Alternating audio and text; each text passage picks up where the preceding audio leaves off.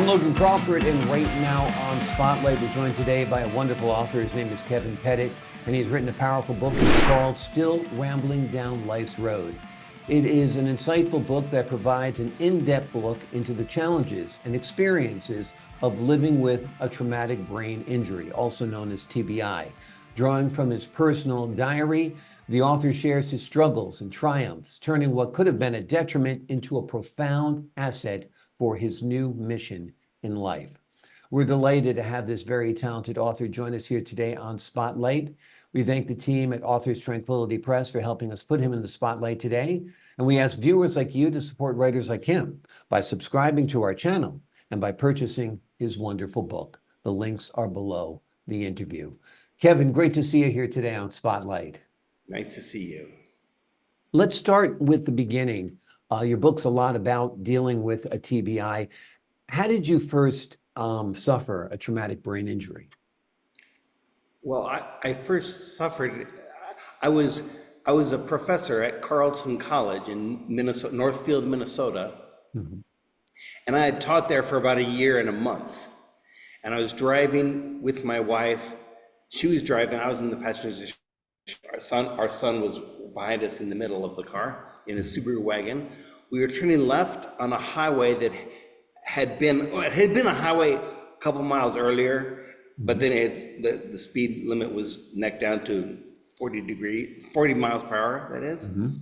And then we're waiting at the light to turn left into a smaller road, and the car behind us honked, and that the light had turned yellow. It turned yellow or red, depends on who you talk to in the accident. So we started to turn left, and a king cab truck ran the yellow or red. I think it was red, really. Mm-hmm. Ran the red and impacted our Subaru wagon right exactly where we're sitting. Mm. And they did accident reconstructions after the insurance company did. And they determined that when she hit our car in the king cab truck, she was traveling at more than 65 miles an hour. Wow. And it was a 40-mile-an-hour zone. Amazing. But that hit you're right so vulnerable because you're making a left across that lane of traffic, and, right. and bam. And and it hit right where I was sitting in the car. Yeah. Awful. Yeah. And I'd imagine the injury lasted months in the hospital. Tell us about your recuperation. Well, I don't remember. That whole story that I just told you about what happened at the accident. Has been told to you by other people, yeah, right? I don't remember that at all. Right, yeah. Right. My last memory before my accident was taking my son and my wife. We went apple picking the couple days before. This was in October in 1998. And my first memory after the accident was waking up in a hospital. I didn't know where it was, but it was in Colorado. It wasn't even in Minnesota. And my first memory is, you'll like this. My first memory after the accident is of 4 Denver Broncos cheerleaders had come into my room at Craig Hospital in Denver. They've made a habit of going there ever since once at Christmas time of the year, ever since a Denver Bronco football player was injured there. Right. And so they come in to cheer people up, and 4 of them kissed me on the cheek as they left my room. So that's my first memory after the accident. Well, that's not a bad memory to have. We'd all like to have a memory like that. You must have been like, am I dreaming or is this really happening, right? Exactly. 4 beautiful women kissing me, right? That's wonderful. Exactly. But when the accident happened, I was taken Hennepin County Hospital in Minneapolis. And I was there in a coma for 11 days, and then semi-conscious for another month or so. And then I was transferred to Craig Hospital in Denver because Craig Hospital specializes in brain injury and spinal cord injury recovery therefrom. And it's essentially the best in the world. It's really a good hospital. So in a moment, your life is changed. Totally. A moment you can't even recall, your life has changed. Yeah. time spent in the hospital, and now you're out of the hospital. And what are your after effects? What are the manifestations of your TBI? Well, the primary manifestation of at first I couldn't walk, I couldn't talk, and I couldn't talk not because my throat was injured, it was because I couldn't remember what I wanted to say. I could answer Right. yes and no, but my first complete sentence was like a year or so after my accident. And guess what Amazing. it was? No, that my first complete sentence, my first real complete sentence was maybe only 4 or 5 months after my accident. I said to my, I love you. So Well, and that's that was another pretty good. wonderful first, right? Yeah, but Yeah. now I've recovered my ability to walk and all this again. Now the main challenge that I'm facing because of my traumatic brain injury is my memory is Mm. really short-term memory is really compromised. Yeah. Yeah. So yeah, So that's the bad thing now. how I have you been able to rebuild? Has it been going to rehab? Oh yeah, I went to lots of rehab for many years. Um, I had all sorts of rehab. A friend of my family's was the music professor at CU, the vocal instructor at the University of Colorado in Boulder, and she gave me free voice lessons for a couple of years. Because I'm a Wow. singer, a professional singer sometimes. So I'm sort of Hmm. sometimes professional. I get paid Right. when I do it. So, but I do it mostly for fun. So Right. vocal training. I had speech therapy, I had all sorts of therapies for Mm. many years, for several years, that is. And then also I've had to. After my accident. I started teaching. My accident happened in October of 1998. In the fall of 1999, I started teaching here when I was when I was an outpatient going through therapy. I went and I was teaching at the University of Colorado in Boulder, Mm. teaching physics as a TA would. Yeah. I did that for a year, and then the next year I was still taught at CU as sort of like a professor. It was an Right. experimental class, but I sort of ran the whole experimental class, and so. Mm. And then I went back to Carleton College and I taught there on a limited basis for 2 years there. And then they did a tenure review, and I was told that my teaching wasn't up to their standards. Mm. And Carleton is a very, very, particularly the physics department. The physics department was, before I got a job there, it was ranked #1 in the country for undergraduate education in physics. Wow. It's really Wow. quite a good, and so the expectations of teaching are quite high. I think also my teaching wasn't the best, but I know that it wasn't the worst because I had Right. taken classes. Remember, it's my alma mater, so I had Right. taken classes there, and I had ones from professors who were a lot worse than me. Exactly. But Exactly. But we always say God closes one door and opens another. that's right, exactly right. Because so when they let me go from Carleton, I came back to my hometown in Boulder, Colorado, and I wanted to get back into working to help people with disabilities, any sort of Mm. disability. And so I decided I would go to attend the I School of Theology in Denver and Mhm. get a master's degree in theology, which I did. And then I became a commissioned minister in the United Church of Christ, Mm. a rather progressive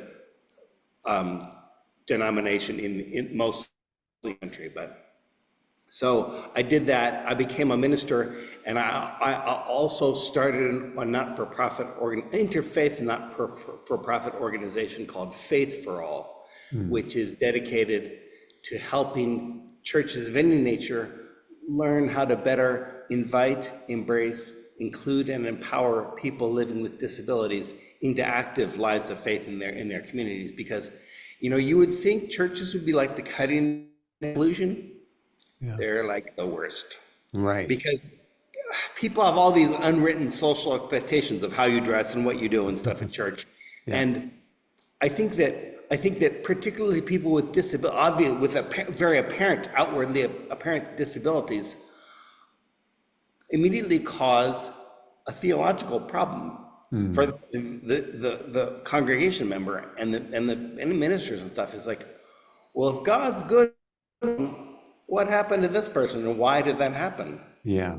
I mean, people ask me that. Like, Well, that even pertains to your situation. That's, I guess, the elemental question of religion is, why does God let bad things happen to good people? right. Here you are, a good man, out apple picking with your family on a beautiful day, and you make a left-hand turn, and the next thing you know, your life is turned upside down, inside out, and forever altered. So let's ask you that question. Why does God let bad things happen to good people? That's boy, you picked some easy ones for me. I know, exactly, exactly. Well, one of I the best explanations I've heard is that it comes down to free will. That, he creates the universe, but we're not puppets on a string. yeah, And if it was we were puppets on the string, everything would be controlled and he'd yank us out of the yeah, way when the truck yeah, was coming. But exactly. he's not controlling the woman behind the truck. He's not controlling you. Yeah, He's created this world. He loves us, but right. we're in it to do Yeah, what we will. And some of that's I good and some of yeah, that's bad, right? yeah, yeah. That's a good. That's good. And I've read that reason a lot, explanation a lot. I think it's that the God I understand is not an interventionist God that makes things happen or Mm. allows things to happen, but I think that our understanding, what we do when we think of God often is we project our own thoughts of what it's like to be human to a big, powerful person. Yeah. And I think that God is a little more subtle than that. Think of God, I think of God as in everything, part of everything, everything leading to more life, vitality of life. Mm. It's actually the proper term that I learned in theology school. It's called panentheism. Mhm. God is in everything, panentheism. And so God was a part of the people of an emergency crew that was getting me out of the car, my body out of the car, which it took them 2 hours and 45 minutes to extract my body from the car. Amazing. God was in there helping them do that. As part of the doctors who were treating me. God is a subtle part of everything that's working for more vitality and more life, I think. Yeah. And it's funny because I sort of stopped. Had thought of, I believed for my whole life of this interventionist God that's like a big person, big powerful person there out Right. up in heaven. But then I stopped believing that because like how could what happened to me happen to anyone? Right. And so but I still kept coming to church, Mm. partly because I like the donuts. But I was talking after church one day with he was a religious studies professor up at CU Boulder, and I told him that I had, because of the accident, I'd stopped believing in God. Mm. He said, "Oh, really? Why do you keep coming to church?" And I said, "Well, I think I'm coming to church because it helps me sort of get out of myself and Mm. think about other people and help other people, and it informs me of my obligations that I have to society to love other people, and it helps me help others." Yeah. And he said, "You're talking process theology, Kevin." I said, "Oh, really?" And Mm. so I learned about process theology, and it's it's kind of actually way of looking at this notion of God not so much as an entity or a controller, God is a process of greater enlivenment. Mm. And so now I'm a process theologian. And Exactly. I'm taking a class from the Cobb Institute in Berkeley that it's online. So I live here in Boulder, Mhm. but I'm getting a process certificate in process thinking. So, yeah. Oh, it's interesting. Well, I learned a new term today, and I think a lot of people feel that way, that God isn't a person, God isn't personified. I mean, Jesus was when he lived on earth, Right, but his spirit is not, in a human right, form up in heaven. right, It's an energy, it's a force. right. So I think probably a lot of theologians feel that way. Yeah, it's a way of change, Yeah, and that's the hard. We want to hold on to substances and think of we're kind of a substantial people that right. we need to point and prod and look and see things, but it's so a changing God is a little trouble Yeah, for some people, but it's not that God can't be service us as a foundation, but it's a foundation for greater enlivenment, greater sharing, more justice. mhm, That's what I think of God. So, exactly. That's where you see God at work. yeah, Kevin exactly. Pettit has written a powerful book, and it's called Still Rambling Down the Road. It's an insightful work that provides an in-depth look into the challenges and experience of living with a traumatic brain injury.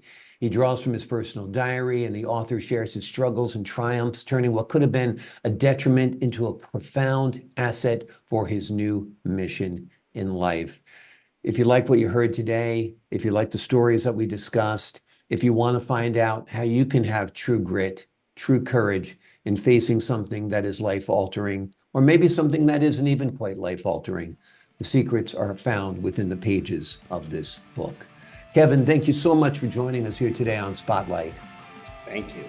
My pleasure. Great speaking with you. And to the folks at home, I'm Logan Crawford, thanking you for your time this time. Until next time on Spotlight.